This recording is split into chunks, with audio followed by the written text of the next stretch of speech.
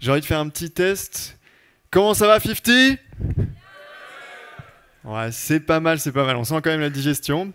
Aujourd'hui, je suis ravi de vous présenter mon projet. Donc, je m'appelle Baptiste Bréjean et non pas Antoine Ozimour, qui est mon associé. Et le projet Glaceur, qu'est-ce que c'est? C'est la première IA au service des enfants 10. D'ailleurs, j'aimerais vous raconter une histoire. C'est l'histoire d'Antoine. Antoine, il a 11 ans, il est en 6e B, collège Jean Moulin. Donc en mathématiques, tout va bien, il jouit d'une super logique. Mais en français, en anglais, en histoire, enfin bref, toutes les matières où il faut lire, c'est une catastrophe. Et pour cause, Antoine, il est dyslexique. Alors pour ceux qui ne savent pas ce que c'est que la dyslexie, c'est un trouble neurodéveloppemental qui altère l'apprentissage de la lecture ou de l'écriture. Et il rentre dans la grande famille des troubles 10. D'ailleurs, dans la classe d'Antoine, ils sont 3 atteints de trouble 10. Donc, il y a Antoine, il y a Kylian. Kylian, il est dyslexique et dysorthographique. Quand on lui demande de lire, il répond non. Il répond non. Et en plus, il joue un peu le turbulent, le perturbateur dans la classe pour cacher ses problèmes scolaires. Puis vous avez Maëlys, à l'inverse. Maëlys, elle est dyspraxique et dyslexique. Elle, c'est l'enfant idéal. Elle fait pas de vagues. Non, elle, les vagues, elle les voit quand elle essaie de lire. Impossible de lire un texte de bout en bout sans se perdre dans la page et perdre ses moyens.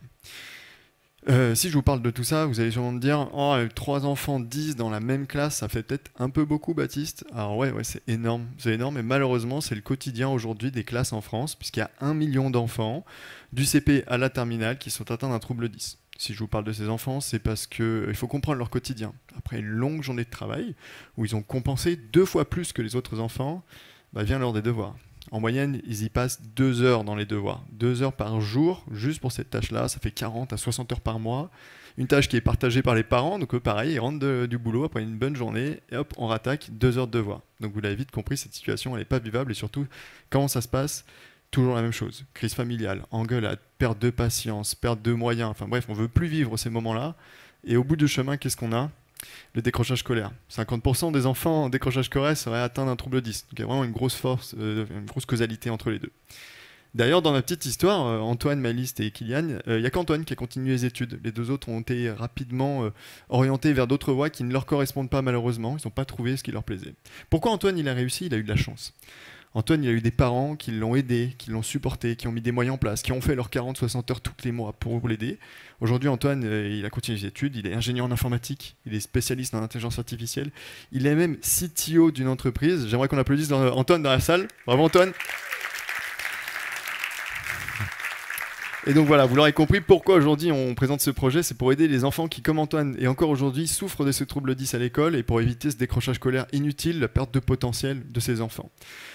Alors, fort de notre expérience, de l'expérience d'Antoine et des parents, on a vite compris ce qu'ils nous demandaient, adapter l'école à leurs besoins, aider mon enfant à se motiver le soir. Et le troisième, c'est pas une demande, mais c'était plus une prière. Faites quelque chose de simple, s'il vous plaît, quelque chose qui soit facile à utiliser pour moi et pour mon enfant.